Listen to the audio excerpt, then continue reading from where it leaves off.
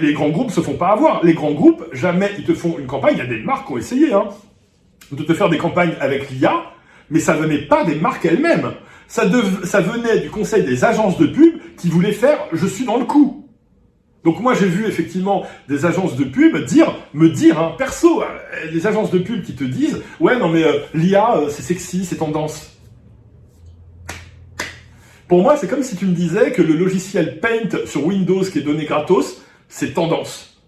Oui, ça te permet de faire des affiches très vite. Quand tu es à un stand sur un marché, machin, ça te permet de faire une affiche très vite, etc. Et ce sera machin. Mais quand derrière, tu as besoin d'une réflexion stratégique, quand tu as besoin de savoir ce que signifient les couleurs, de ce que signifient les typographies, quelle image tu véhicules, etc., tu as besoin d'un vrai professionnel derrière.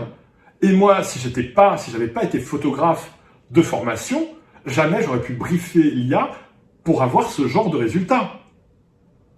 Jamais j'aurais pu lui dire ce que je voulais exactement, comme lumière, comme éclairage tranchant, comme matériel utilisé, etc. Machin. J'ai besoin d'être photographe pour faire ce genre de résultats.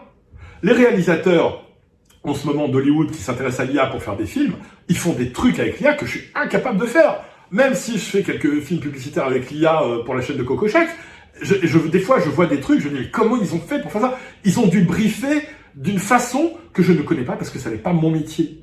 Et c'est là où le métier de graphiste ne disparaîtra jamais.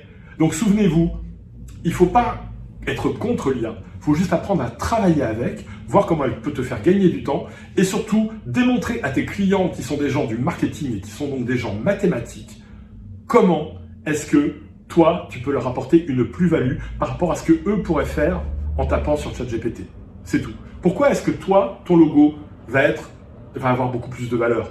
Pourquoi est-ce que dans le flow d'images actuelles, ça a son importance? C'est ça en fait les vraies réflexions à se poser, c'est ça en fait les vraies questions à se poser pour vendre aujourd'hui, parce qu'on en est tous là, on a tous quelque chose à vendre. Il y a des gens qui vendent leur image personnelle, il y a des gens qui vendent des produits, qui tiennent un restaurant, qui tiennent, etc. Posez-vous les bonnes questions. Alors tout le monde n'a pas les moyens de faire appel à une agence de pub. Mais vous avez des graphistes en freelance qui sont excellents. Regardez leurs books, regardez si vous n'avez pas les moyens de faire appel à une vraie agence, regardez les books, regardez ce qu'ils font, et regardez surtout la logique derrière. Demandez-vous, pourquoi est-ce que ça a été fait comme ça?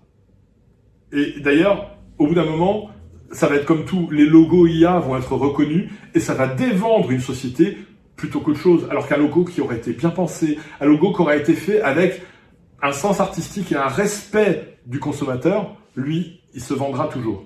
Et c'est pour ça qu'en fait, le graphisme ne disparaîtra jamais.